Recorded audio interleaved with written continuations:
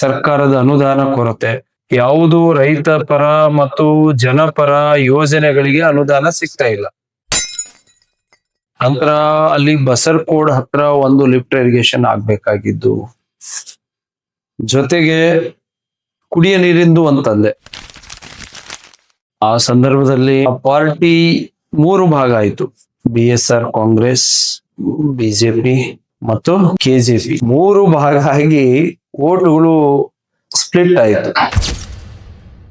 ಹಾಗಾಗಿ ನಾನು ಕೇವಲ 125 ಮತಗಳ ಅಂತರದಿಂದ ಸೋಲನ್ನು ಕಾಣಬೇಕಾಯ್ತು. KKRDB ನಲ್ಲಿ ಈ ವರ್ಷ 1470 ಕೋಟಿ ಬೇರೆ ಬೇರೆ ಇಲಾಖೆಗೆ ಡೈವರ್ಟ್ ಮಾಡಿದ್ದಾರೆ. ಸಂಪೂರ್ಣವಾಗಿ ನಮಗೆ 5,000 ಕೋಟಿ ಹಣವನ್ನು ಸಿಗ್ತಾ ಇಲ್ಲ. ಇದು ಸ್ವಲ್ಪ ಅಭಿವೃದ್ಧಿಗೆ ಕುಂಠಿತವಾಗಿದೆ. ಯಾರು ಧ್ವನಿ ಎತ್ತಿದ್ರು ಕೂಡ ಆ ಧ್ವನಿಗೆ ಕೇಳಿಸಲಾರದಂತ ಕಿವುಡು ಸರ್ಕಾರ ಇದೆ. ಅದಕ್ಕೆ ಉತ್ತರನೇ ಇಲ್ಲ. ಅದಕ್ಕೆ ನಾವು 12,000 ಕೋಟಿ ಹ್ಯಾಂಗ್ರಿ ತೆಗೆದಿರ ಅಂತ ಹೇಳಿದ್ರೆ ಅದಕ್ಕೆ ಉತ್ತರನೇ ಇಲ್ಲ. ಇವರು ಬಿಹಾರ್ನಲ್ಲಿ ಎಲೆಕ್ಷನ್ ಇದೆ, ನಾವು ಕರ್ನಾಟಕ ಮಾದರಿಯಲ್ಲಿ ನಾವು ಈ ದೇಶವನ್ನು ಒಯ್ತೀವಿ ಅಂತಾರಲ್ಲ, ಕರ್ನಾಟಕ ಮಾದರಿಯಲ್ಲಿ ಬರ್ಬಾದ್ ಮಾಡ್ಲಿಕ್ಕೆ ದೇಶವನ್ನು ಒಯ್ತಾರ? ಇದನ್ನು ಉತ್ತರ ಕೊಡಬೇಕು. ಆ ಕೊಳವೆಯಿಂದ ಊದ್ತಾ ಇದ್ರು, ಕಡೆಗೆ ಹತ್ತಲಿಲ್ಲ ಅಂತ ಹೇಳಿದ್ರೆ ವಾಪಸ್ ಆ ಉಸುರು ಏನಾಗ್ತಿತ್ತು, ಮತ್ತೆ ಗಂಟಲು ಸೇರ್ಬಿಟ್ಟು ಹೊಗೆಯಿಂದ ಸೇರ್ಬಿಟ್ಟು ಅದರ ಡಸ್ಟ್ ಹೊಗೆ ಕ್ಯಾನ್ಸರ್ ಆಗ್ತಾ ಇತ್ತು. ಆಲೋಚನೆ ಇಟ್ಕೊಂಡು ದೇಶದ ಪ್ರಧಾನ ಮಂತ್ರಿಗಳು ಅವ್ರ ತಾಯಿ ಕಷ್ಟಪಟ್ಟಿದ್ದನ್ನ ಅದನ್ನ ಅರ್ತ್ಕೊಂಡು ಇಡೀ ದೇಶದ ತಾಯಿ ಎಂದ್ರು ನಮ್ ತಾಯಿ ಎಂದ್ರು ಅನ್ನೋ ರೀತಿಯಲ್ಲಿ, ಇಡೀ ದೇಶದ ಅಕ್ಕ ತಂಗಿಯವ್ರು ನನ್ನ ಅಕ್ಕ ತಂಗಿ ಅನ್ನೋ ರೀತಿಯಲ್ಲಿ ಸಿಲಿಂಡರ್ಗಳು ಮತ್ತೆ ಸ್ಟವ್ಗಳನ್ನು ಉಚಿತವಾಗಿ ಕೊಡುವಂತ ಒಂದು ಉಜ್ವಲ ಯೋಜನೆಯಲ್ಲಿ ಒಳ್ಳೆ ಯೋಜನೆಯನ್ನು ತಂದು ಕೊಡ್ತೀವಿ.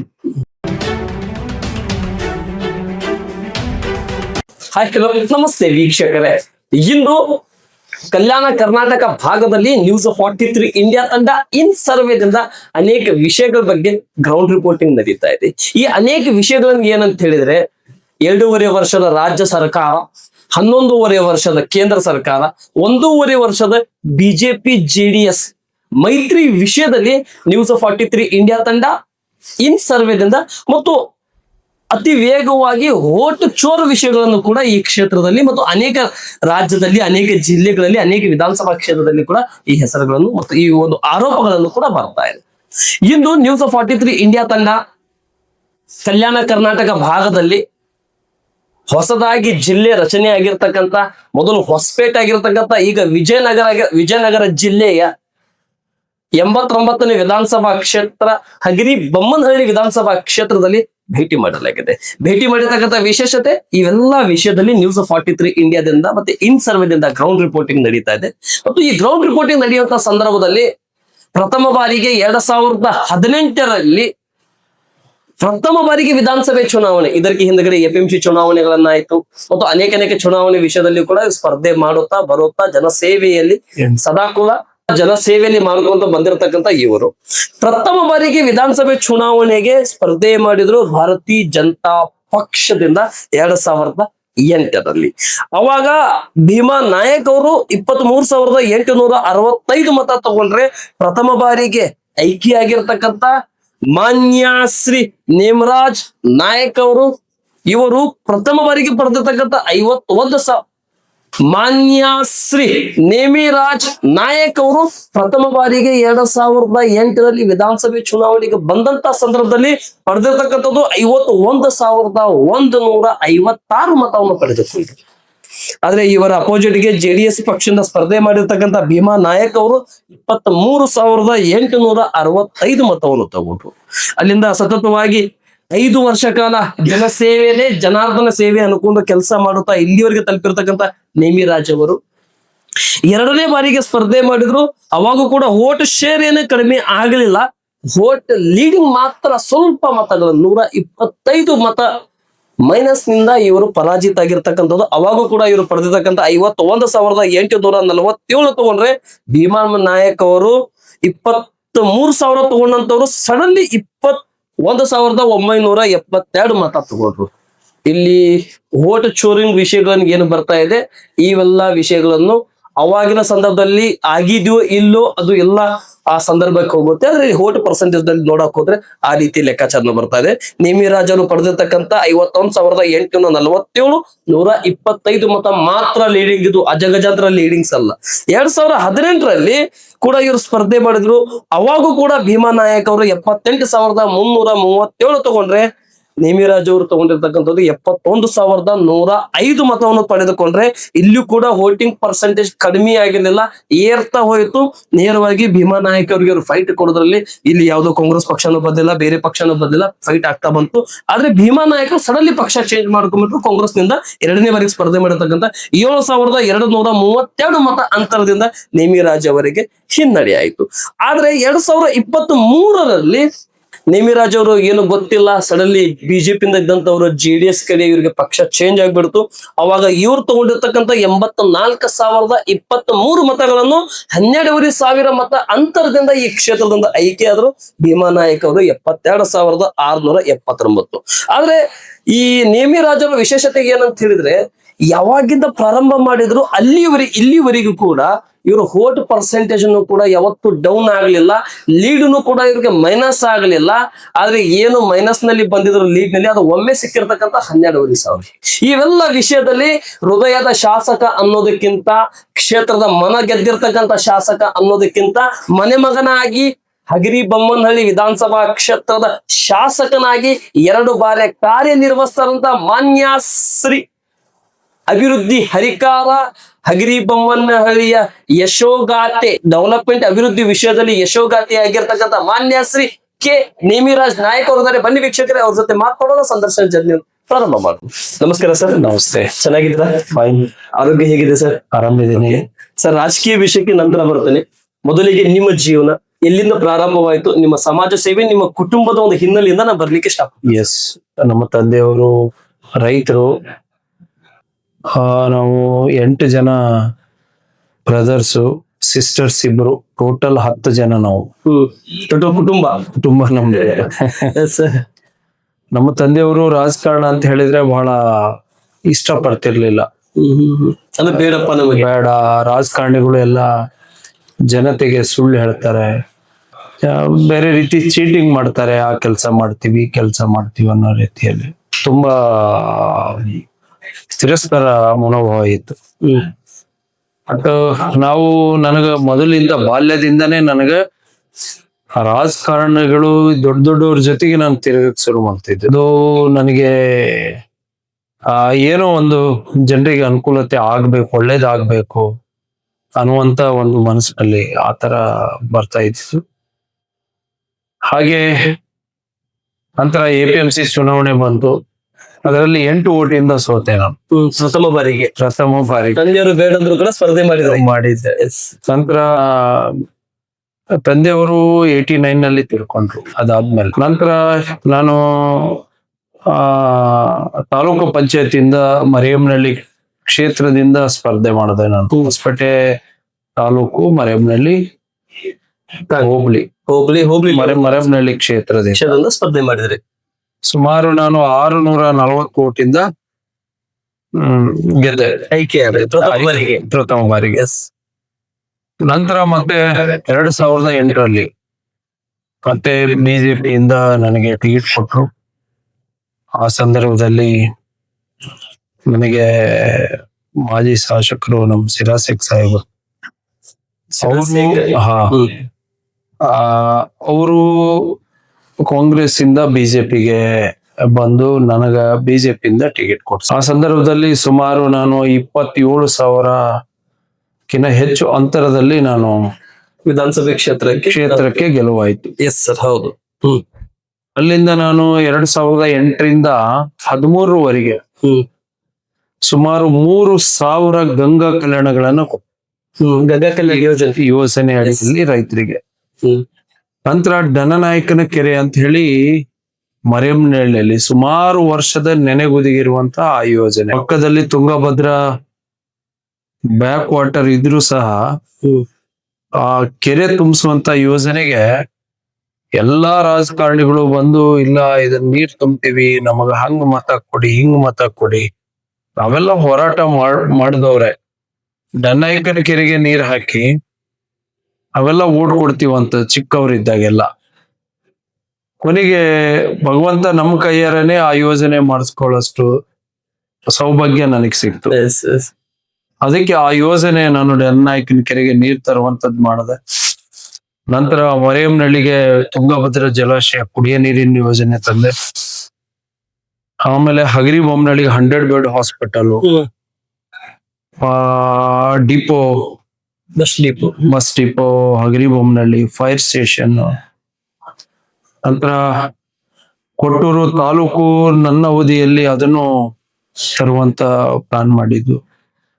ನಂತರ ಚಿಲ್ವಾರ್ ಬಂಡಿ ಏತ ನೀರಾವರಿಗೆ ಆ ಸಂದರ್ಭದಲ್ಲಿ FD ಕ್ಲಿಯರೆನ್ಸ್ ಬಜೆಟ್ ನಲ್ಲಿ ಮತ್ತೆ ಕ್ಯಾಬಿನೆಟ್ ನಲ್ಲಿ ಅವತ್ತು ಅನುಮೋದನೆಯನ್ನು ಪಡ್ಕೊಂಡು ಆ ಯೋಜನೆ ಬಹಳ ವರ್ಷದ ನೆನೆಗುದಿಗಿರುವಂತದ್ದು. ಆ ಯೋಜನೆ ತಂದೆ. ಇದು ಯಾವಾಗ 2008ರಿಂದ 13ವರೆಗೆ. 13 ನಂತರ ಕೆಲವು ರಸ್ತೆಗಳು ಶೈಕ್ಷಣಿಕವಾಗಿ ಅನುಕೂಲ ಆಗೋ ರೀತಿಯಲ್ಲಿ GTTC ಟ್ರೈನಿಂಗ್ ಸೆಂಟರ್ ತಂದೆ. ಆಮೇಲೆ ಡಿಗ್ರಿ ಕಾಲೇಜ್ಗಳು ತಂದೆ. ಇದೆಲ್ಲ ನನ್ನ ಆ ಅವಧಿನಲ್ಲಿ ಶೈಕ್ಷಣಿಕವಾಗಿ ಹೆಲ್ತ್ ಸೆಕ್ಟರು, ಎಜುಕೇಶನ್ ಸೆಕ್ಟರು, ಆಮೇಲೆ ನೀರಾವರಿಗೆ ರೈತರಿಗೆ ಅನುಕೂಲ ಆಗುವಂಥದ್ದು, ಇವೆಲ್ಲ ಯೋಜನೆಗೆ ಒತ್ತು ಕೊಟ್ಟಿರುವಂಥದ್ದು. ಆ ಸಂದರ್ಭದಲ್ಲಿ ನಂದಿದುರ್ಗ ಮತ್ತೆ ಮರಿಬೇಹಳ್ಳಿ ಏತ ನೀರಾವರಿದು ಕೂಡ ಜಗದೀಶ್ ಶೆಟ್ಟರ್ ಸಾಹೇಬರು ಮುಖ್ಯಮಂತ್ರಿಗಳಿದ್ರು, ಬಜೆಟಿಗೆ ತಂದೆ ನಾನು ಅದನ್ನು. ನಂತರ 13ರಲ್ಲಿ ನಾನು ಸೋಲನ್ನು ಅನುಭವಿಸಾಯಿತು. ಆ ಸಂದರ್ಭದಲ್ಲಿ ಆ 2 ಯೋಜನೆ ನೆನಗುದಿಗೆ, ಮತ್ತೆ ಅದು ಮಧ್ಯದಲ್ಲಿ 10 ವರ್ಷ ಮತ್ತೆ ಅದು ಹಂಗೆ ನೆನಗುದಿಗಾಯ್ತು, ಅದು ಮುಂದುವರಿಲಿಲ್ಲ. ಈಗ ಆ ಯೋಜನೆ ಕೈ ಎತ್ಕೊಳ್ಬೇಕು, ಮತ್ತೆ 17 ಕೆರೆಗೆ ನೀರು ತರುವಂತ ಯೋಜನೆಯನ್ನ ನಾವು ಅವತ್ತೇ ಅದನ್ನ ಸಂಕಲ್ಪ ಮಾಡಿತ್ತು. 17 ಕೊಟ್ಟೂರು ಸೇರಿ 17 ಕೆರೆಗಳು, ಚಿಲ್ವಾರ್ ಬಂಡಿ ಏತ ನೀರಾವರಿ, ನಂದಿದುರ್ಗ ಏತ ನೀರಾವರಿ, ಕುದುರೆ ಕೆನಾಲು ತಮ್ರಳ್ಳಿ ಭಾಗದಲ್ಲಿ. ನಾನಿದ್ದ ಕುದುರೆ ಕೆನಾಲು ಭಾಗ 1 ಮಾಡಿದ್ವಿ. ಈಗ ಭಾಗ 2 ಅದು ಆಗ್ಬೇಕಾಗಿದ್ದು, ಅದು ಕೂಡ ನೆನೆಗುದಿಗಿರುವಂತದ್ದು. ತಮಗೆಲ್ಲ ಗೊತ್ತಿದೆ, ಸರ್ಕಾರದ ಅನುದಾನ ಕೊರತೆ, ಯಾವುದು ರೈತ ಪರ ಮತ್ತು ಜನಪರ ಯೋಜನೆಗಳಿಗೆ ಅನುದಾನ ಸಿಗ್ತಾ ಇಲ್ಲ. ಹಾಗಾಗಿ ನಾನು ಚುನಾಯಿತನಾಗಿ 2 ವರ್ಷ 3 ತಿಂಗಳಾದ್ರೂ ಸಹ ಈ ಯೋಜನೆಗಳ 8ರಿಂದ 13ವರೆಗೆ ನಾನು ನಂದಿದುರ್ಗ ಮತ್ತೆ ಮರಿಬೇಹಳ್ಳಿ ಏತ ನೀರಾವರಿ ಯೋಜನೆ, ನಂತರ ಕುದುರೆ ಕೆನಾಲು ಭಾಗ 2, ನಂತರ ಅಲ್ಲಿ ಬಸರ್ಕೋಡ್ ಹತ್ರ 1 ಲಿಫ್ಟ್ ಇರಿಗೇಷನ್ ಆಗ್ಬೇಕಾಗಿದ್ದು, ಜೊತೆಗೆ ಕುಡಿಯ ನೀರಿಂದು ಅಂತಂದೆ. ಸುಮಾರು ಉಪ್ನಾಕ್ನಲ್ಲಿ ಸೇರಿ 25 ಗ್ರಾಮ, ದಸಮಾಪುರ ಸೇರಿ multi villages scheme drinking water, ಅದು ಕುಡಿಯ ನೀರಿಂದು ಯೋಜನೆ ಕೂಡ 8ರಿಂದ 13 ಒಳಗೆ ಆ ಯೋಜನೆಯನ್ನು ನಾನು ತಂದುಕೊಟ್ಟೆ. ಅದು ನೀರು ಇವತ್ತೆಲ್ಲ ಕೊಡ್ತಾ ಇದೆ. ಇನ್ನು ಕೆಲವು ಕಡೆ ಅದು ಕರೆಕ್ಟ್ ಆಗಿ ಸಮರ್ಪಕವಾಗಿ ಅಲ್ಲೆಲ್ಲಿ ಪ್ರಾಬ್ಲಮ್ ಇದೆ, ಅದು ಆದ್ರೂ ನೀರು ಕೊಡ್ತಾ ಇದೆ. ನಂತರ ಇನ್ನು ಕೆಲವು ಯೋಜನೆಗಳು ಅಲ್ಲಿಗೆ 13ರವರೆಗೆ ಅಲ್ಲಿಗೆ ನೆನೆಗುದಿಗೆ ಕೂತಿದೆ. ಸರಿ ಸರ್, ಈ 13ರಲ್ಲಿ ತಾವು 125 ಮತದಿಂದ ಪರಾಜಿತ ಆದ್ರಿ. ಇಷ್ಟೆಲ್ಲ ಅಭಿವೃದ್ಧಿ ಮಾಡತಕ್ಕಂಥ ಸಂದರ್ಭದಲ್ಲಿ ಪ್ರಥಮ ಬಾರಿಗೆ ಶಾಸಕರಾದ್ರಿ. ಅವಾಗ ಕೂಡ ನಿಮ್ ಸರ್ಕಾರ ಆಗಿತ್ತು, ಯಡಿಯೂರಪ್ಪನವರು ಮುಖ್ಯಮಂತ್ರಿ ಇದ್ರು, ಸದಾನಂದ ಗೌಡರು ಮುಖ್ಯಮಂತ್ರಿ ಇದ್ರು, ಜಗದೀಶ್ ಶೆಟ್ಟರ್ ಅವರು ಮುಖ್ಯಮಂತ್ರಿ ಇದ್ರು, ಮತ್ತು ಗ್ರಾಮೀಣ ರಾಜ್ಯದ ಸಚಿವರಾಗಿರ್ತಕ್ಕಂಥ ನಿಮಗೆ ಈಶ್ವರಪ್ಪನವರು ಕೂಡ ಇದ್ರು. ಇದ್ದಂತ ಸಂದರ್ಭದಲ್ಲಿ ಕೂಡ ಈ ಹಿನ್ನಡೆ ಆಗಿರ್ತಕ್ಕಂಥ ಕಾರಣ ಏನು ಸರ್? ಬರೀ 125 ಮತ. ಆ ಸಂದರ್ಭದಲ್ಲಿ ಪಾರ್ಟಿ 3 ಭಾಗ ಆಯ್ತು. BSR ಕಾಂಗ್ರೆಸ್, BJP ಮತ್ತು KJP. ಎಸ್, 3 ಭಾಗ ಆಗಿ ಓಟುಗಳು ಸ್ಪ್ಲಿಟ್ ಆಯ್ತು, ಡಿವೈಡೇಷನ್ ಆಗಿದೆ. ಹೌದು. ಹಾಗಾಗಿ ನಾನು ಕೇವಲ 125 ಮತಗಳ ಅಂತರದಿಂದ ಸೋಲನ್ನು ಕಾಣ್ಬೇಕಾಯ್ತು. ಅಲ್ಲಿಂದ 2013ರಿಂದ 18ರವರೆಗೆ ಅವಾಗ ಇದ್ದಿರ್ತಕ್ಕಂತ ಈಗಿನ ರಾಜ್ಯ ಸರ್ಕಾರ ಅವಾಗ ಕೂಡ ಇತ್ತು ಸಿದ್ದರಾಮಯ್ಯ. ಜೆಡಿಎಸ್ ಬಿಟ್ಟು ಬಂದಾಗ ಕಾಂಗ್ರೆಸ್ ನಲ್ಲಿ ಬಂದು ಅಹಿಂದ ಅಂತೇಳಿ ಅನ್ಕೊಂಡು ಸಂಘಟನೆ ಕಟ್ಟಿ ಅದ್ರ ಮುಖಾಂತರ ನಾವು ಶಾಸಕರಾದ್ರು. ಅವಾಗ ನಿಮ್ಮ ಹೋರಾಟ ಈ ಭೀಮಾ ನಾಯಕರ ವಿರೋಧವಾಗಿ, ಅಂದ್ರೆ ಅವರು ವೈಯಕ್ತಿಕ ವಿರೋಧ ಅಲ್ಲ, ಡೆವಲಪ್ಮೆಂಟ್ ರೂಪದಲ್ಲಿ ನಿಮ್ಮ ಹೋರಾಟಗಳನ್ನಾಗಿರ್ಲಿ, ಈ ಸರ್ಕಾರದ ವಿರೋಧದಲ್ಲಿ ಆಗಿರ್ಲಿ, ಯಾವ್ಯಾವ ರೀತಿ ಹೋರಾಟಗಳನ್ನು ಮಾಡ್ತಾ ಬಂದ್ರಿ ಸರ್? ನಾವು 13ರಿಂದ 23 ಚುನಾವಣೆ ಆಗೋವರೆಗೂ ಕೂಡ ನಮ್ಮ ಹಗರಿಬೊಮ್ಮನಹಳ್ಳಿ ವಿಧಾನಸಭಾ ಕ್ಷೇತ್ರ ವ್ಯಾಪ್ತಿನಲ್ಲಿ ಈ ಕ್ಷೇತ್ರದ ನನ್ನ ಯಾವತ್ತು ಅಕ್ಕ ತಂಗಿ ತಾಯಂದಿರು, ಈ ಕ್ಷೇತ್ರದ ಯಾವತ್ತು ನನ್ನ ಹಿರಿಯರು, ಅಣ್ಣ ತಮ್ಮಂದ್ರು, ಹಿರಿಯರು, ಯುವಕರು, ಅವರು ಯಾವುದೇ ಕಷ್ಟ ಸುಖಗಳಿದ್ರೂ ಕೂಡ ಸ್ಪಂದಿಸುವಂತ ಕೆಲಸವನ್ನ, ಅವ್ರ ಮಧ್ಯದಲ್ಲಿ ಇರುವಂತದ್ದು, ಜೊತೆಗೆ ಅವರು ನನ್ನ ಮೇಲೆ ವಿಶ್ವಾಸ, ಒಂದು ಮನೆ ಮಗನೋ, ಮನೆ ಅಣ್ಣನೋ, ಮನೆ ತಮ್ಮನೋ ಅನ್ನೋ ರೀತಿಯಲ್ಲಿ ನನಗ ಆ ಭಾವನೆ ಇಟ್ಕೊಂಡು ನನಗೆ ಸಹಕಾರ ಕೊಡ್ಕೊಂಡು ಬಂದ್ರು.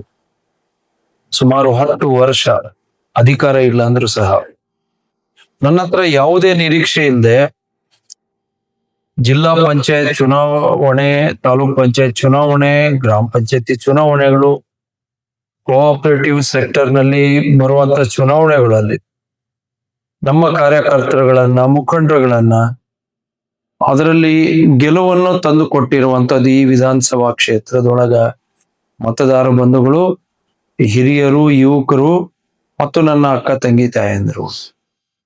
ನನಗೆ ಯಾವತ್ತು ನಾನು ಸೋತೀನಿ ಅನ್ನೋ ಭಾವನೆನೇ ಬರ್ಲಿಲ್ಲ ನನಗೆ. 10 ವರ್ಷ ಆ ರೀತಿ ನನಗ ಟ್ರೀಟ್ ಮಾಡಿದ್ರು. ಅದಕ್ಕೆ ನಾನು 10 ವರ್ಷ ಅಧಿಕಾರ ಇಲ್ಲ ಅಂದ್ರೂ ಕೂಡ ನಾನು ಹೆಂಗ್ ಕಳೆದಿದ್ದೀನಿ ಅನ್ನೋದು ಮುಖ್ಯ ಅಲ್ಲ. ಈ ಕ್ಷೇತ್ರದ ಮತದಾರ ಬಂಧುಗಳು ಜಾತಿ ಧರ್ಮ ಮೀರಿ ನನಗೆ ಒಡ ಹುಟ್ಟಿದ ಅಣ್ಣನೋ, ತಮ್ಮನೋ, ಮಗನೋ ಅನ್ನೋ ರೀತಿಯಲ್ಲಿ ನನಗೆ ಆ ರೀತಿ ನೋಡ್ಕೊಂಡಿರುವಂತದ್ದು ಈ ಕ್ಷೇತ್ರದ ಯಾವತ್ತು ನನ್ನ ಅಕ್ಕ ತಂಗಿ ತಾಯಂದಿರು, ಹಿರಿಯರಿಗೂ ನಾನು ಕೋಟಿ ಕೋಟಿ ನಮನಗಳನ್ನು ಕೂಡ ನಾನು ಹೇಳಬಯಸ್ತೇನೆ. ಸರಿ ಸರ್, 13ರಲ್ಲಿ ಪರಾಜಿತ ಆದ್ರೆ 18ರಲ್ಲಿ ಕೂಡ ಆದ್ರಿ. 23ರಲ್ಲಿ ನಿಮ್ಗೆ ಯಾಕೆ ಬಿಜೆಪಿಯಿಂದ ಟಿಕೆಟ್ ಸಿಗ್ಲಿಲ್ಲ? ನೀವ್ ಯಾಕೆ ಜೆಡಿಎಸ್ ಅಂತ ಸ್ಪರ್ಧೆ ಮಾಡಿದ್ರಿ? ಪ್ರಥಮ ಬಾರಿಗೆ ಆಯ್ಕೆಯಾದಂತ ಸಂದರ್ಭದಲ್ಲಿ 27ರಿಂದ 28,000 ಲೀಡ್ ಕೊಟ್ಟಿದ್ರಿ. ಪ್ರಥಮ ಬಾರಿಗೆ ಬಿಫಾರ್ಮ್ ತಗೊಂಡ ಸಂದರ್ಭದಲ್ಲಿ ಕೆಲವು ಜನ ನಮ್ಮ ಲೆಕ್ಕಾಚಾರದ ಪ್ರಕಾರ ಒಂದು 40-60% ಡಿಫೀಟ್ ಆಗಿರ್ತಾರೆ. ಅಂತದ್ರಲ್ಲಿ ನೀವು ಪ್ರಥಮ ಬಾರಿಗೆ ತಾಲೂಕು ಪಂಚಾಯತಿ, APMC, ನಂತರ ವಿಧಾನಸಭೆ ಚುನಾವಣೆ, ಅದು ಸಣ್ಣ ಚುನಾವಣೆ, ಇದು ದೊಡ್ಡ ಚುನಾವಣೆ. ದೊಡ್ಡ ಚುನಾವಣೆಯಲ್ಲಿ ವಿಧಾನಸಭೆ ಮುಖ ನೋಡತಕ್ಕಂಥವ್ರು, ವಿಧಾನಸಭೆ ಮೆಟ್ಟಿಲನ್ನು ಹತ್ತಿರತಕ್ಕಂಥವ್ರು. ಆದ್ರೆ 3ನೇ ಬಾರಿಗೆ ಪರಾಜಿತ ಆದ ನಂತರ 4 ಬಾರಿ ಸ್ಪರ್ಧೆ ಮಾಡಿದ್ರಿ. ಅದರಲ್ಲಿ 3 ಬಾರಿ ಬಿಜೆಪಿಯಿಂದ ಸ್ಪರ್ಧೆ ಮಾಡಿದ್ರಿ. 4ನೇ ಬಾರಿಗೆ ನಿಮ್ಗೆ ಯಾಕೆ ಹಿನ್ನಡೆ ಆಯ್ತು ಸರ್ ಟಿಕೆಟ್ ನಿಂದ? ಅದನ್ನ ನಾನು ಹೇಳಲಿಕ್ಕೆ ಬಯಸುದಿಲ್ಲ. Yes sir. ಇವತ್ತು ಈ ಕ್ಷೇತ್ರದಲ್ಲಿ ನಾನು ಹೇಳಿದೆ, ಯಾವತ್ತು ನನಗೆ ಯಾವ ರೀತಿ ನನಗ ಕ್ಷೇತ್ರದ ನಮ್ಮ ಅಕ್ಕ ತಂಗಿ ತಾಯಂದಿರು, ಅಣ್ಣ ತಮ್ಮಂದಿರು, ಯುವಕರು, ಹಿರಿಯರು ಯಾವ ರೀತಿ ನೋಡ್ತಾರೆ ಅನ್ನುವಂಥದ್ದು. ಸ್ವತಃ ಮನೆಯ ಮಗನಾಗಿ, ಮನೆಯ ಅಣ್ಣನಾಗಿ, ಮನೆಯ ತಮ್ಮನಾಗಿ ಆ ರೀತಿಯಲ್ಲಿ ನಿಮಗ ಭಾರತೀಯ ಜನತಾ ಪಾರ್ಟಿಯಿಂದ ಟಿಕೆಟ್ ಕೊಟ್ರೆ ಒಳ್ಳೇದು, ಕೊಡದೇ ಇದ್ರೆ ನೀವು ಏನ್ ಕಾರಣಕ್ಕೂ ವಿಚಲಿತರಾಗಬೇಡಿ, ನಾವಿದ್ದೇವೆ. ಯಾವುದೇ ಟಿಕೆಟ್ ಕೊಟ್ಟರು ಕೂಡ ನಾವು ತಾನೇ ಮತ ಹಾಕುವಂಥದ್ದು ಅನ್ನುವಂಥದ್ದು ನನ್ನ ಬೆನ್ನ ಹಿಂದೆ ನಿಂತು ಏನೇ ಸಂದರ್ಭ ಬಂದ್ರು ನಾವು ಎಲ್ಲವುದಕ್ಕೂ ಇರ್ತೀವಿ ಅಂತ ಹೇಳಿ ನನ್ನ ಜೋಡಿ ನಿಂತಿರೋದು 23ರಲ್ಲಿ. ಈ ಕ್ಷೇತ್ರದ ಎಲ್ಲಾ ಮತದಾರರು, ಅವ್ರು ಇವ್ರು ಅನ್ನದೆ ಎಲ್ಲಾ ವರ್ಗದ, ಎಲ್ಲಾ ಸಮಾಜದ ನನ್ನ ಹಿರಿಯರು ಎಲ್ಲರೂ ಕೂಡ ನನ್ನ ಬೆನ್ನಿಗೆ ನಿಂತು ನನ್ನ ಹತ್ರ ಯಾವುದೇ ನಿರೀಕ್ಷೆ ಇಲ್ಲದೆ, ಯಾವುದೇ ಒಂದು ಬಿಡಿಗಾಸು ಕೂಡ ನನ್ನ ಹತ್ರ ಯಾರು ನಿರೀಕ್ಷೆ ಮಾಡದೆ, ಯಾರು ಆಮೇಶಕ್ಕೆ ಒಳಗಾಗದೆ, ನನಗೆ ಕ್ಷೇತ್ರದ ನನ್ನ ಅಕ್ಕ ತಂಗಿ ತಾಯಂದಿರು, ಯುವಕರು, ಹಿರಿಯರು ಎಲ್ಲರೂ ಕೂಡ ನನ್ನ ಹಳ್ಳಿ ಒಳಗ ಮತ ಯಾಚನೆ ಮಾಡ್ಲಿಕ್ಕೆ ಹೋಗುವಂತ ಸಂದರ್ಭದಲ್ಲಿ ಅವರೇ ನನಗ ಮತ ಭಿಕ್ಷೆಯನ್ನು ಕೊಟ್ಟು ಜೊತೆಗೆ ಹಣವನ್ನು ಕೂಡ ಕೊಟ್ಟು ನನಗೆ ಈ ಚುನಾವಣೆಯನ್ನ ಮಾಡಿರುವಂತದ್ದು. ಅವರಿಗೆ ನಾನು ಕೋಟಿ ಕೋಟಿ ನಮನಗಳನ್ನು ಕೂಡ ನಾನು ಹೇಳ ಬಯಸ್ತೇನೆ. ಅವರ ನಿರೀಕ್ಷೆ, ಅವರ ವಿಶ್ವಾಸ ಯಾವತ್ತು ಚ್ಯುತಿ ಬರದ ರೀತಿಯಲ್ಲಿ ನಾನು ಈಗೇನು ಚುನಾಯಿತನಾಗಿ 2 ವರ್ಷ 3 ತಿಂಗಳು ಕಳೆದಿದ್ದೇನೆ. ಅವರ ನಿರೀಕ್ಷೆ ಹುಸಿ ಆಗದ ರೀತಿಯಲ್ಲಿ DMF KMRC ನಲ್ಲಿ ಮತ್ತು KKRDB ಅನುದಾನದಲ್ಲಿ ಮತ್ತೆ ಕುಡಿಯ ನೀರಿನ ಯೋಜನೆ ಅಮೃತ್ ಯೋಜನೆ ಅಡಿಯಲ್ಲಿ ಕೇಂದ್ರ ಸರ್ಕಾರದ ಅಡಿನಲ್ಲಿ ಆ ಅನುದಾನವನ್ನ ಮರೇಮನಹಳ್ಳಿಗೆ 77 ಕೋಟಿ ಹಣವನ್ನ, ಹಗರಿಬೊಮ್ಮನಹಳ್ಳಿಗೆ 35 ಕೋಟಿ ಹಣವನ್ನ, ಕೊಟ್ಟೂರಿಗೆ 83 ಕೋಟಿ ಹಣವನ್ನ ಯೋಜನೆಯನ್ನು ನಾವು ತಂದು ಇವತ್ತು ನಾವು ಕೆಲಸವನ್ನು ಪ್ರಾರಂಭ ಮಾಡಿದ್ದೆವು ಕುಡಿಯ ನೀರಿಗೆ.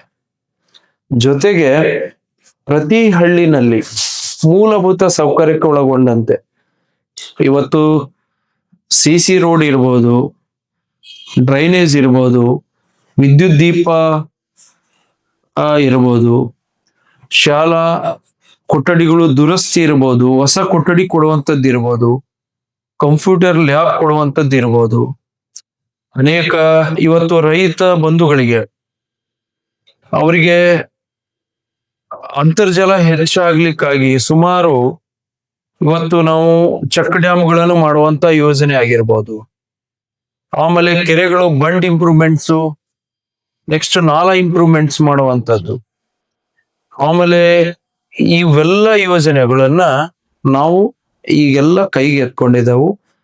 ಸುಮಾರು 44 ಹಳ್ಳಿ ನಮ್ಮ ವಿಧಾನಸಭಾ ಕ್ಷೇತ್ರಕ್ಕೆ ಬರುವಂತದ್ದು, 252 ಬೂತ್. ಇದರಲ್ಲಿ ಕೇವಲ 10 ಗ್ರಾಮ ಬಿಟ್ರೆ ಎಲ್ಲ ಹಳ್ಳಿಗಳಿಗೆ 1 ಕೋಟಿ, 1.5 ಕೋಟಿ, 2 ಕೋಟಿ, ಕೆಲವು ಗ್ರಾಮಕ್ಕೆ 3 ಕೋಟಿವರೆಗೆ ಅನುದಾನವನ್ನು ಕೊಟ್ಟು ಕಾಮಗಾರಿಯನ್ನು ಪ್ರಾರಂಭ ಮಾಡಿದ್ದೆವು. ಅದರ ಜೊತೆಗೆ ಹಗರಿಬೊಮ್ಮನಹಳ್ಳಿ ವಿಧಾನಸಭಾ ವ್ಯಾಪ್ತಿ ನಮ್ಮ ಕೊಟ್ಟೂರು ಧಾರ್ಮಿಕ ಕ್ಷೇತ್ರ ಅದು. ಅಲ್ಲಿ ಮಿನಿ ವಿಧಾನಸೌಧವನ್ನು ತರುವಂತ ವ್ಯವಸ್ಥೆ ಕೂಡ ನಾನು ಮಾಡಿದೆ. ಅತಿ ಶೀಘ್ರದಲ್ಲಿ ಅದನ್ನು ಪ್ರಾರಂಭ ಮಾಡ್ತಾ ಇದ್ದೇವೆ. ಜೊತೆಗೆ ಇನ್ನು ಕೆಲವು ಇಲಾಖೆ ಕೂಡ ಅಲ್ಲಿ ಬರಬೇಕಾಗಿರುವಂತದ್ದು, ಸರ್ಕಾರಕ್ಕೆ ಆಗ್ರಹವನ್ನು ಮಾಡ್ತಾ ಇದ್ದೀವಿ, ವಿನಂತಿಯನ್ನು ಕೂಡ ಮಾಡ್ತಾ ಇದ್ದೀವಿ. ಆಮೇಲೆ ಹೆಚ್ಚು ಈ ಬಡತನ ನಿರ್ಮೂಲನೆ ಆಗ್ಬೇಕಾಗಿರೋದು ಈ ಕ್ಷೇತ್ರದೊಳಗೆ. ಈ ಕ್ಷೇತ್ರ ಹೆಂಗ ಅಂತ ಹೇಳಿದ್ರೆ ತುಂಬಾ ದೊಡ್ಡ ವಿಧಾನಸಭಾ ಕ್ಷೇತ್ರ ವಿಜಯನಗರ ಜಿಲ್ಲೆನಲ್ಲಿ. ರೈತರು, ಕೂಲಿ ಕಾರ್ಮಿಕರು ಹೆಚ್ಚು ಸಂಖ್ಯೆಯಲ್ಲಿ ಇರುವಂತ ಈ ಕ್ಷೇತ್ರ. ಇವತ್ತು ರೈತರ ಮಕ್ಕಳು ವಿದ್ಯಾಭ್ಯಾಸವನ್ನು ಮಾಡಿಕೊಂಡು ನೌಕರಿ ಕೂಡ ಇಲ್ಲದೆ ಕಷ್ಟದಲ್ಲಿ ಇದ್ದಾರೆ. ಅವರಿಗೆ ಉದ್ಯೋಗ ಸೃಷ್ಟಿ ಮಾಡುವಂತದ್ದು ಆಗ್ಬೇಕು. ನಂತರ ಜೊತೆಗೆ ಈ ಬಡತನ ಅನ್ನುವಂಥದ್ದು ಏನಿದೆಯಲ್ಲ, ಮೂಲ ಬಡತನದ ಬೇರೆ ರೈತರು. ಅದಕ್ಕೆ ನಾನು ಸರ್ಕಾರಗಳಲ್ಲಿ ವಿನಂತಿಯನ್ನು ಮಾಡುವಂತದ್ದು, ನೀರಾವರಿಗೆ ಹೆಚ್ಚು ಒತ್ತು ಕೊಡಿ, ಕೆರೆ ಕುಂಟೆಗಳನ್ನು ತುಂಬುವಂತ ಯೋಜನೆಗೆ ನೀವು ಅನುದಾನವನ್ನು ಕೊಡಿ, ರೈತರ ಮಕ್ಕಳಿಗೆ ಉನ್ನತ ವ್ಯಾಸಂಗಕ್ಕೆ ಅವರಿಗೆ ಅನುಕೂಲತೆ ಮಾಡಿ, ಸಹಾಯ ಮಾಡಿ, ನಮ್ಮ ರೈತ ತಾಯಂದಿರಿಗೆ ಅವರಿಗೆ ಒಂದು ಸ್ವಯಂ ಉದ್ಯೋಗಕ್ಕೆ ಅನುಕೂಲತೆಯನ್ನು ಮಾಡಿ ಸಬ್ಸಿಡಿ ಕೊಡಿ. ನಂತರ ರೈತರ ಇಕ್ವಿಪ್ಮೆಂಟ್ಸ್ ಗಳಿಗೆ ಅದಕ್ಕೆ ಹೆಚ್ಚು ಒತ್ತು ಕೊಡಿ. ಅದು ಬಿಟ್ಟು ನಾವು ಗ್ಯಾರಂಟಿಗಳು ಕೊಡಿ, ನಮ್ದು ಅಭ್ಯಂತರ ಇಲ್ಲ. ಆದರೆ ಇವತ್ತು ಪರಿಸ್ಥಿತಿ ಏನದ, ಸ್ಕೂಲ್ ಮಕ್ಕಳು, ಬಡವರ ಮಕ್ಕಳು ಶಾಲೆಗೆ ಹೋಗ್ಬೇಕಂದ್ರೆ ಸರಿಯಾದ ಸಂದರ್ಭದಲ್ಲಿ ಬಸ್ಗಳಿಲ್ಲ, ಬಸ್ ಕೊರತೆ ಇದೆ, ಇವೆಲ್ಲ ಸಮಸ್ಯೆ ಇದೆ. ಇವತ್ತು ರಸ್ತೆಗಳೇನದ, ಮೊಣಕಾಲು ಮಠ ಗುಂಡಿಗಳು ಬಿದ್ದಿದಾವು. ನಂತರ ನೀವು ಮೇಂಟೆನೆನ್ಸ್ಗೆ ದುಡ್ಡು ಕೊಟ್ಟಿದ್ದೀರಿ. ಎಷ್ಟು ಕೊಟ್ಟಿದ್ದೀರಿ? 1 ಕಿಲೋಮೀಟರಿಗೆ 60,000 ರೂಪಾಯಿ ಅನ್ನೋ ರೀತಿಯಲ್ಲಿ ಕೊಟ್ಟಿದ್ದೀರಾ. ಇವತ್ತು 1 ಗುಂಡಿ ಆದ್ರೆ 10 ಗುಂಡಿ ಆದ್ರೆ ನೀವು ಪಾರ್ಟ್ ಹೋಲ್ ತುಂಬಬಹುದು. 1 ಕಿಲೋಮೀಟರ್ ಪೂರ ರಸ್ತೆನೆ ಮಾಡ್ಬೇಕಂದ್ರೆ 60,000 ಎಲ್ಲಿ ಆಗ್ಲಿಕ್ಕೆ ಸಾಧ್ಯ ಇದೆ? ಸಾಧ್ಯನಾ ಇದು? ಅದಕ್ಕೆ ಜನಪ್ರತಿನಿಧಿ ಆದಂಥವ್ರು ನಾವು ಜನರ ಹಿತವನ್ನು ಕಾಪಾಡಬೇಕಾಗಿರುವಂತದ್ದು. ಇವತ್ತು ಆಕ್ಸಿಡೆಂಟ್ ಆಗುವಂತದ್ದು, ಹಳ್ಳಿಯಿಂದ ಬಂದು ಮೋಟರ್ ಬೈಕ್ ಮೇಲೆ ಮಕ್ಕಳು ಬರ್ತಾರೆ, ಅಕ್ಕ ತಂಗಿಯವರು ಕೂಡ ಗಾಡಿ ಮೇಲೆ ಕೂತಿರ್ತಾರೆ. ಆ ತೆಗ್ಗುಗಳನ್ನ ತಪ್ಸಕ್ ಹೋಗಿ ಎಲ್ಲಿ ಸ್ಕಿಡ್ ಆಗಿ ಬಿದ್ರೆ ಅವ್ರ ಜೀವಕ್ಕೆ ಅನಾಹುತ ಆದ್ರೆ ಸರ್ಕಾರ ಅದರ ಹೊಣೆಗಾರಿಕೆ, ಆ ಜವಾಬ್ದಾರಿಯನ್ನು ತಗೊಳ್ಬೇಕು. ಸರಿ ಸರ್, ಈ ನೀವು ಹತ್ತತ್ರ 2.5 ವರ್ಷ. ಎಷ್ಟು ಬಜೆಟ್ ಅನ್ನು ನೀವು ನಿಮ್ಮ ಕ್ಷೇತ್ರಕ್ಕೆ ಅನುದಾನವನ್ನು ತಗೊಂಡ್ಬಂದ್ರಿ ಸರ್? ನಾನು ಸುಮಾರು ಒಂದು 350-400 ಕೋಟಿ ಹಣ ಅಂದ್ರೆ ಕುಡಿಯ ನೀರಿಗೆ ನೋಡಿ 77 ಕೋಟಿ ಪ್ಲಸ್ 83 ಕೊಟ್ಟೂರು ಪ್ಲಸ್ 35 ಹಗರಿಬೊಮ್ಮನಹಳ್ಳಿ. ಇಲ್ಲಿ ಎಷ್ಟಾಯ್ತು? 180, 190. ಸರ್ ಕೊಟ್ಟೂರಿಗೆ ಎಷ್ಟು? ಒಂದು 200 ಕೋಟಿ ಮೇಲೆ ಆಯ್ತದ್ದು. ಕೊಟ್ಟೂರಿಗೆ ಎಷ್ಟು ತಗೊಂಡ್ಬಂದ್ರಿ ನೀವು? 83 ಕೋಟಿ ಹಣವನ್ನ. 83 ಕೋಟಿ. 35 ಕೋಟಿ ಹಗರಿಬೊಮ್ಮನಹಳ್ಳಿ. ಕೊಟ್ಟೂರಿಗೆ ಇದು ಮರಿಯಮ್ಮನಹಳ್ಳಿ 77 ಕೋಟಿ ವೆಚ್ಚದಲ್ಲಿ. ಹತ್ತತ್ರ 191 ಕೋಟಿ. 191 ಕೋಟಿ. ನಂತರ ಚೆಕ್ ಡ್ಯಾಮ್ಗಳಿಗೆ ಸುಮಾರು 50-60 ಕೋಟಿ ಹಣವನ್ನು ತಂದಿದೆ. 60 ಕೋಟಿ. ನೆಕ್ಸ್ಟ್ ಇವತ್ತು ನಾವು KKRDB KMARC ನಲ್ಲಿ ಸುಮಾರು ಅದು ಒಂದು 250-300 ಕೋಟಿ ಹಣವನ್ನು ತಂದಿದ್ದೆವು. 300 ಕೋಟಿ. ಹತ್ತತ್ರ 551 ಕೋಟಿ ಹಣವನ್ನು ಅಭಿವೃದ್ಧಿ ನಮ್ಮಲ್ಲಿ ನಡೀತಾ ಇದೆ. ಇದು 2.5 ವರ್ಷದ. 2.5 ವರ್ಷದಲ್ಲಿ. ಮತ್ತೆ ಈ ಗ್ಯಾರಂಟಿಯಿಂದ ಡೆವಲಪ್ಮೆಂಟ್ ಅಭಿವೃದ್ಧಿ ಆಗ್ತಾ ಇಲ್ಲ ಅಂತೇಳಿ ಕೆಲವೊಂದು ಜನ ಶಾಸಕರು ಮಾತಾಡ್ತಾರೆ. ನಿಮ್ಮ ಈ 500 ಕೋಟಿ ತರಲಿಕ್ಕೆ, ಹತ್ತತ್ರ 500 ಕೋಟಿ ತರಲಿಕ್ಕೆ ನಿಮ್ಮ ಪ್ರಯತ್ನ, ನಿಮ್ಮ ಶ್ರಮ, ಈ ಕ್ಷೇತ್ರ ಜನತೆ ಮೇಲೆ ನೀವು ಇಟ್ಟುಕೊಂಡಿರ್ತಕ್ಕಂಥ ಅಭಿಮಾನ, ಪ್ರೀತಿ, ಅವರು ನಿಮ್ಮ ಮೇಲೆ ಇಟ್ಟುಕೊಂಡಿರ್ತಕ್ಕಂಥ ಶ್ರದ್ಧೆ, ಭಕ್ತಿಯನ್ನು ಯಾವ ರೀತಿ ನೀವು ಡೆವಲಪ್ಮೆಂಟ್ಗೆ ಅಭಿವೃದ್ಧಿ ತರೋದ್ರಲ್ಲಿ ಫಾಲೋ ಮಾಡಿದ್ರಿ ಸರ್? ನೋಡಿ, ಪಾಪ ಕೆಲವು ಕಡೆ ಕಷ್ಟ ಇದೆ. ನಮ್ಮಲ್ಲಿ DMF ಇದೆ, KMARC ಇದೆ, KKRDB ಇದೆ. ಇವು 3 ಅನುದಾನಗಳನ್ನ ನಾವು ತರ್ಲಿಕ್ಕೆ ಸಾಧ್ಯ ಇದೆ. ಒಂದು 4ನೇದು, ನಾವು ಕೇಂದ್ರ ಸರ್ಕಾರದ ಕೆಲವು ಅನುದಾನಗಳು, ಈ ಡ್ರಿಂಕಿಂಗ್ ವಾಟರ್ ಪರ್ಪಸ್ ಏನದಲ್ಲ, ಅರ್ಬನ್ ಇದಕ್ಕೆ ಬರುವಂತದ್ದು ಅಮೃತ್ ಯೋಜನೆ ಅಡಿಯಲ್ಲಿ ಅದು ಕೂಡ ಸುಮಾರು 200 ಕೋಟಿ ಹಣವನ್ನು ನಾವು ತಂದಿರುವಂತದ್ದು. ಜೊತೆಗೆ ಇನ್ನೊಂದು ಏನಾಗಿದೆ, KKRDB ನಲ್ಲಿ ಈ ವರ್ಷ 1470 ಕೋಟಿ ಬೇರೆ ಬೇರೆ ಇಲಾಖೆಗೆ ಡೈವರ್ಟ್ ಮಾಡಿದ್ದಾರೆ. ಸಂಪೂರ್ಣವಾಗಿ ನಮಗೆ 5,000 ಕೋಟಿ ಹಣವನ್ನು ಸಿಗ್ತಾ ಇಲ್ಲ. ಇದು ಸ್ವಲ್ಪ ಅಭಿವೃದ್ಧಿಗೆ ಕುಂಠಿತವಾಗಿದೆ. ಹಾಗೆ ರಸ್ತೆಗಳಿಗೆ ಕೊಡಬೇಕು. ನೀವು ಗ್ಯಾರಂಟಿಗೆ ಕೊಡಿ, ಅದಕ್ಕೆ ಆದಂತ ಬೇರೆ ವ್ಯವಸ್ಥೆ ಮಾಡಿ ಕೊಡಿ. ನಾವು ಅದಕ್ಕೆ ವಿರೋಧ ಇಲ್ಲ.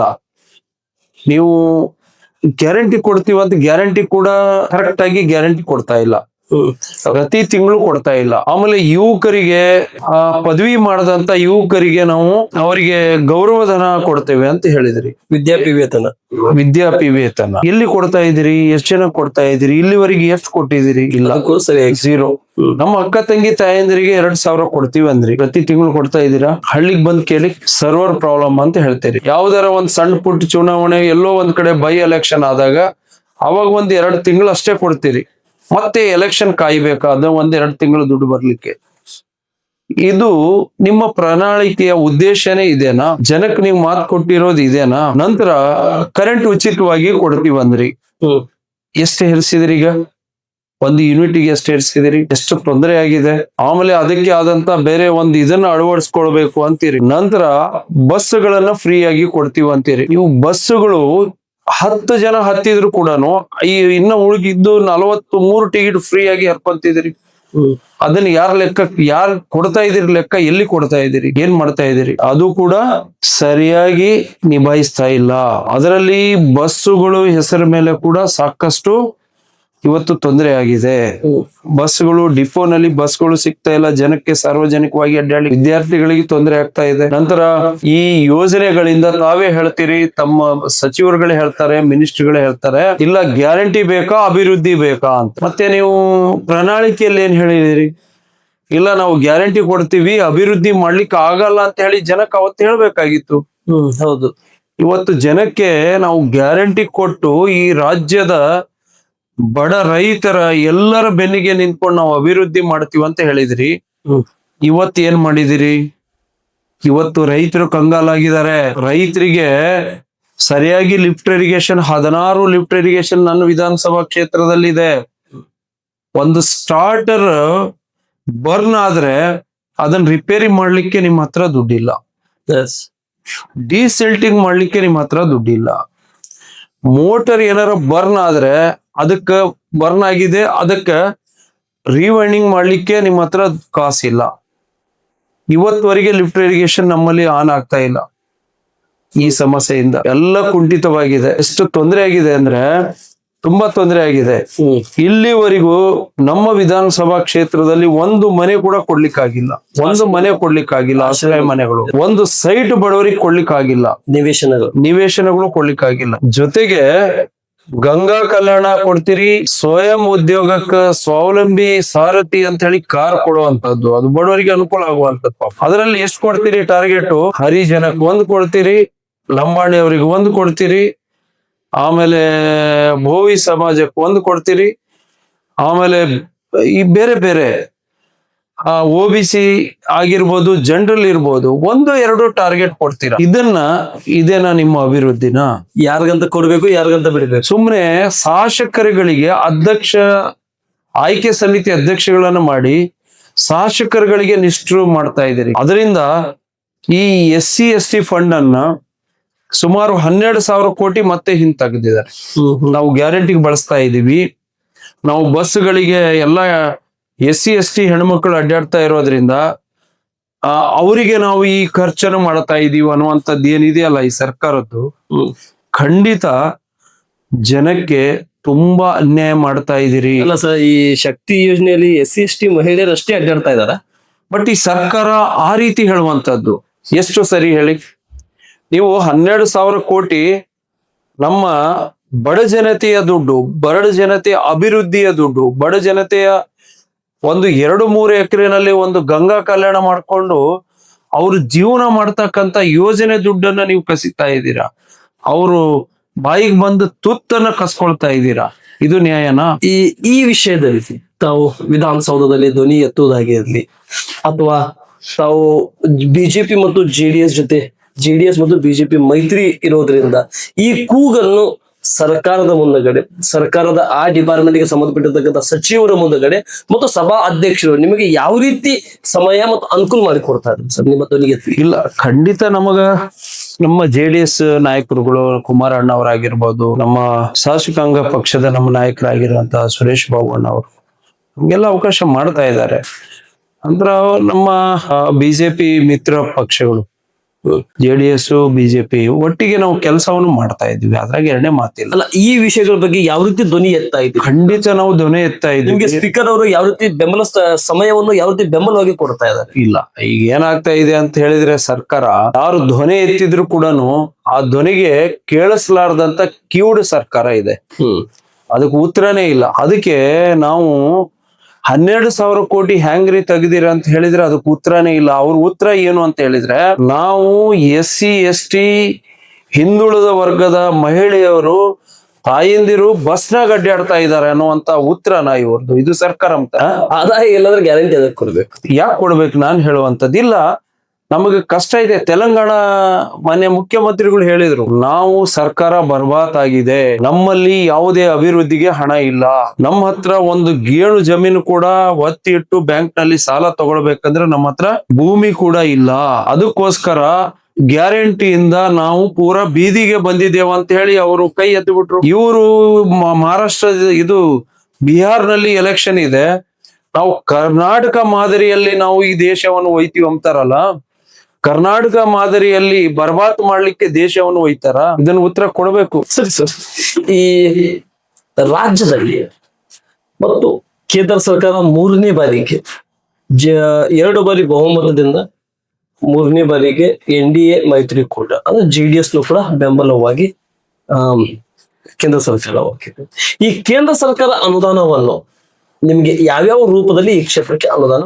ಸರ್, ಕೇಂದ್ರ ಸರ್ಕಾರದಿಂದ ಸುಮಾರು ನಮಗ ಕುಡಿಯ ನೀರಿನ ಯೋಜನೆಗೆ ಬಂದಿದೆ, ಹೆಲ್ತ್ ಸೆಕ್ಟರ್ಗೆ ಬಂದಿದೆ, ಬೇರೆ ಬೇರೆ ಯೋಜನೆಗೆ ತುಂಬಾ ಬಂದಿದೆ. ಇವತ್ತು ಕೇಂದ್ರ ಸರ್ಕಾರ 2014ರ ಈಚೆ ಭಾರತ ದೇಶದೊಳಗ ತುಂಬಾ ಬದಲಾವಣೆಯನ್ನ ನಾವು ಕಂಡಿದ್ದೆವು. ಏನು ಅಂತ ಹೇಳಿದ್ರೆ, ನಾವು ನೀರಾವರಿ ಯೋಜನೆ ಇರ್ಬೋದು, ಜಲ್ ಜೀವನ್ ಮಿಷನ್ ಇರ್ಬೋದು, ಬೇರೆ ಬೇರೆ ಯೋಜನೆಗಳಲ್ಲಿ ಸಾಕಷ್ಟು ಫಂಡ್ ನಮ್ಮ ಕೇಂದ್ರ ಸರ್ಕಾರದಿಂದ ಮಾನ್ಯ ನರೇಂದ್ರ ಮೋದಿಜಿಯವರು ದೇಶದ ಬಗ್ಗೆ, ರೈತರ ಬಗ್ಗೆ, ಈ ದೇಶದ ತಾಯಂದಿರ ಬಗ್ಗೆ ಅತಿಯಾದಂತ ಕಳಕಳೆ ಉಳ್ಳುವಂತವ್ರು ನಾವು ನೋಡ್ತಾ ಇದ್ದೀರಿ. 2014ರ ಆಚೆ ನಾವು ಅಡಿಗೆ ಒಲೆಯಲ್ಲಿ ಅಡಿಗೆಯನ್ನ ನಮ್ಮ ಅಕ್ಕ ತಂಗಿ ತಾಯಂದಿರು ಮಾಡ್ತಾ ಇದ್ರು. ಅದರಿಂದ ಆಗುವಂತ ಅನಾಹುತಗಳು ಎಷ್ಟು ಅಂತ ಹೇಳಿದ್ರೆ, ಆ ಕೊಳವೆಯಿಂದ ಊದ್ತಾ ಇದ್ರು, ಕಡೆಗೆ ಹತ್ತಲಿಲ್ಲ ಅಂತ ಹೇಳಿದ್ರೆ, ವಾಪಸ್ ಆ ಉಸುರು ಏನಾಗ್ತಿತ್ತು ಮತ್ತೆ ಗಂಟಲು ಸೇರ್ಬಿಟ್ಟು ಹೊಗೆಯನ್ನು ಹೊಗೆಯಿಂದ ಸೇರ್ಬಿಟ್ಟು ಅದರ ಡಸ್ಟ್ ಹೊಗೆ ಕ್ಯಾನ್ಸರ್ ಆಗ್ತಾ ಇದೆ. ಎಂತ ಮುನ್ನಾಲೋಚನೆ ಇಟ್ಕೊಂಡು ದೇಶದ ಪ್ರಧಾನ ಮಂತ್ರಿಗಳು ಅವ್ರ ತಾಯಿ ಕಷ್ಟಪಟ್ಟಿದ್ದನ್ನ ಅದನ್ನ ಅರ್ತ್ಕೊಂಡು ಇಡೀ ದೇಶದ ತಾಯಿಯಂದ್ರು ನಮ್ ತಾಯಿಯಂದ್ರು ಅನ್ನೋ ರೀತಿಯಲ್ಲಿ, ಇಡೀ ದೇಶದ ಅಕ್ಕ ತಂಗಿಯವ್ರು ನನ್ನ ಅಕ್ಕ ತಂಗಿ ಅನ್ನೋ ರೀತಿಯಲ್ಲಿ ಸಿಲಿಂಡರ್ಗಳು ಮತ್ತೆ ಸ್ಟವ್ಗಳನ್ನು ಉಚಿತವಾಗಿ ಕೊಡುವಂತ ಒಂದು ಉಜ್ವಲ ಯೋಜನೆಯಲ್ಲಿ ಒಳ್ಳೆ ಯೋಜನೆಯನ್ನು ತಂದು ಕೊಡ್ತೀವಿ. ಇವತ್ತು ನೀವು ಚಿಕ್ಕ ಹಳ್ಳಿಯಲ್ಲಿ ಹೋದ್ರು ಸಹ ಇಮಿಡಿಯೇಟ್ ಚಾ ಮಾಡಿ ಬಿಡ್ತಾರೆ ನಮ್ಮ ಅಕ್ಕ ತಂಗಿ ತಾಯಂದಿರು. ಈ ಮನೆಗಳು ಕೂಡ ಎಷ್ಟು ಸ್ವಚ್ಛವಾಗಿ ಇಟ್ಕೊಂಡಿದ್ದಾರೆ, ಹೊಗೆಯಿಂದ ಪೂರ ಕಪ್ಪಗಾಗ್ಬಿಡೋದು ಮನೆಗಳು. ಈಗ ಅವರು ಕೂಲಿ ನಾಲಿ ಮಾಡಿ ಕಷ್ಟಪಟ್ಟು ಒಳ್ಳೆ ಮನೆಯನ್ನ ನಿರ್ಮಾಣ ಮಾಡ್ಕೊಂಡು ಅಫಿಷಿಯಲ್ ಸಿಸ್ಟಮ್ ನಮ್ಮ ಹಳ್ಳಿಗಳಲ್ಲಿ ನಮ್ಮ ರೈತ ತಾಯಂದಿರು ಅಕ್ಕಂದ್ರು ಎಲ್ಲರೂ ಆ ರೀತಿ ಮಾಡ್ತಾ ಇದೆ. ಈಗ ಕೇಂದ್ರ ಸರ್ಕಾರದ ಯೋಜನೆ ನೋಡ್ರಿ, ಕುಡಿಯ ನೀರಿಗೆ ಎಷ್ಟು ತೊಂದರೆ ಇತ್ತು ಅವಾಗೆಲ್ಲ. ಜಲ್ ಜೀವನ್ ಮಿಷನ್ ಇಂದ ಒಂದೊಂದು ವಿಧಾನಸಭಾ ಕ್ಷೇತ್ರಕ್ಕೆ 200 - 300 ಕೋಟಿ ಹಣವನ್ನು ಕೊಟ್ಟಿದ್ದಾರೆ. ಕಡಿಮೆ ಆಯ್ತಾ ಇದು? ಕೇಂದ್ರ ಸರ್ಕಾರ ಕೊಡಲ್ಲ ಅಂತಿರಲ್ಲ, ಈ ದುಡ್ಡು ಎಲ್ಲಿಂದ ಬಂತು? ಒಂದು ವಿಧಾನಸಭಾ ಕ್ಷೇತ್ರಕ್ಕೆ 200 - 300 ಕೋಟಿ ಹಣವನ್ನು ಕೊಟ್ಟಿದ್ದಾರೆ. ಇಡೀ ದೇಶದ ಹಳ್ಳಿಗಳು ಎಷ್ಟಿದಾವು, ಎಷ್ಟು ತಾಲೂಕುಗಳಿದಾವು, ಎಷ್ಟು ವಿಧಾನಸಭಾ ಕ್ಷೇತ್ರಗಳಿದಾವು, ಎಲ್ಲಾ ಕಡೆ ಈ ದೊಡ್ಡ ಪ್ರಮಾಣದಲ್ಲಿ ನರೇಂದ್ರ ಮೋದಿಜಿಯವರು ಈ ಯೋಜನೆಯನ್ನು ತಂದುಕೊಟ್ರು. ನಂತರ ವಾಜಪೇಯಿ ದಿವಂಗತ ಈ ದೇಶದ ಪ್ರಧಾನ ಮಂತ್ರಿಗಳು, ಮಾಜಿ ಪ್ರಧಾನ ಮಂತ್ರಿಗಳಾಗಿರುವಂತ ವಾಜಪೇಯಿಜಿಯವರು ಅವ್ರ ಕನಸನ್ನ ನನಸು ಮಾಡ್ಬೇಕನ್ನುವಂತ ಒಂದು ಹಂಬಲಕ್ಕೆ ಇಡೀ ದೇಶದಲ್ಲಿ 4 ವೇ 6 ವೇ 10 ವೇ ರಸ್ತೆಗಳನ್ನು ಕೂಡ ನಾವು ನೋಡ್ತಾ ಇದ್ದೀವಿ. ಸೂಪರ್ ಫಾಸ್ಟ್ ಹೈವೇಗಳನ್ನು ಮಾಡುವಂತ ವ್ಯವಸ್ಥೆ ನಮ್ಮಲ್ಲಿ ಮಾಡಿದೆ. ನೆಕ್ಸ್ಟ್ ನದಿ ಜೋಡಣೆ ಒಂದು ಕಾರ್ಯಕ್ರಮಕ್ಕೆ ಮಧ್ಯಪ್ರದೇಶದಲ್ಲಿ ಒಂದು ಆ ಯೋಜನೆಯನ್ನು ಪೈಲಟ್ ಪ್ರೋಗ್ರಾಮ್ ಅಂತ ಹೇಳಿ ಅದನ್ನ ಚಾಲನೆ ಕೊಟ್ಟಿದ್ದಾರೆ. ಅದು ಒಂದು ಪೂರ್ಣ ಮಾಡ್ಬೇಕನ್ನುವಂಥದ್ದು ಅವ್ರ ಊರಿ. ಅದು ಒಳ್ಳೆ ಕಾನ್ಸೆಪ್ಟ್. ಅದು ಈ JDS ಬೆಂಬಲ ಸಿಕ್ಕಾಗಿಂದ ಕರ್ನಾಟಕ ರಾಜ್ಯದಲ್ಲಿ ಸರ್ಕಾರ ಇಲ್ಲಂದ್ರೂ ಕೂಡ ಯಾವ ರೀತಿ ಕೇಂದ್ರದಿಂದ ನಿಮ್ಗೆ ಸಪೋರ್ಟ್ ಸಿಗ್ತಾ ಇದೆ? ಒಂದು ಹೇಳ ಬಯಸ್ತೇನೆ. ಮಾನ್ಯ ಈ ಮಣ್ಣಿನ ಮಗ, ಈ ರಾಜ್ಯದ ಮಣ್ಣಿನ ಮಗ ಆದಂತ ಹಿರಿಯರಾಗಿರುವಂತ ಈ ದೇಶದ ಕರ್ನಾಟಕದ ಮೊದಲನೇ ವ್ಯಕ್ತಿ ಅಂದ್ರೂ ತಪ್ಪಾಗ್ಲಿಕ್ಕಿಲ್ಲ, ಸನ್ಮಾನ್ಯ ದೇವೇಗೌಡರು, ಮಾಜಿ ಪ್ರಧಾನ ಮಂತ್ರಿಗಳು. 11 ತಿಂಗಳ ಅವಧಿಗೆ ಈ ಮಣ್ಣಿನ ಮಗ ಇವತ್ತು ಈ ರಾಜ್ಯದ ಕೀರ್ತಿ ಪತಾಕಿಯನ್ನು ಏರಿಸಿರುವಂತದ್ದು. ಹೌದು. ಅವರು ಇದೇ ಮಣ್ಣಿನಲ್ಲಿ ಹುಟ್ಟಿ ದೇಶದ ಪ್ರಧಾನಿಯಾಗಿ ಸೇವೆಯನ್ನು ಸಲ್ಲಿಸಿರುವಂತ ಮಹಾನ್ ವ್ಯಕ್ತಿಗಳು.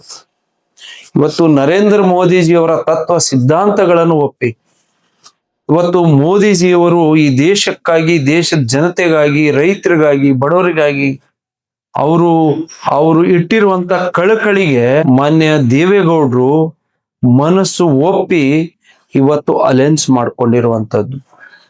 ಹಾಗಾಗಿ ಕೇಂದ್ರದಲ್ಲಿ ಭಾರತೀಯ ಜನರ ಮಿತ್ರ ಪಕ್ಷದೊಂದಿಗೆ ಸರ್ಕಾರವನ್ನು ರಚನೆ ಮಾಡಿಕೊಂಡು ನರೇಂದ್ರ ಮೋದಿಜಿಯವರು ಎಲ್ಲಾ ರಾಜ್ಯಕ್ಕೆ ಸಮಾನವಾದಂತ ಅಭಿವೃದ್ಧಿ ಕಡೆ ಹೆಜ್ಜೆ ಇಟ್ಟಿದ್ದಾರೆ. ಎಣ್ಣೆ ಮಾತಿತ್ತು. ಸರಿ, ಈ ಕೇಂದ್ರದಿಂದ ನಾನು ಚೋರು ವಿಷಯಕ್ಕೆ ಹೋಗ್ತಾ ಇದ್ದೇನೆ ಸರ್. ಈ ರಾಜ್ಯದಲ್ಲಿ ಅನ್ನೋದಕ್ಕಿಂತ ಭಾರತ ದೇಶದಲ್ಲಿ ಸರ್, ಈ ರಾಜ್ಯದಲ್ಲಿ ಮತ್ತು ಈ ದೇಶದಲ್ಲಿ ವೋಟ್ ಚೋರು ವಿಷಯಗಳನ್ನು ಕೂಡ ಮುಂದೆ ಬರ್ತಾ ಇದೆ.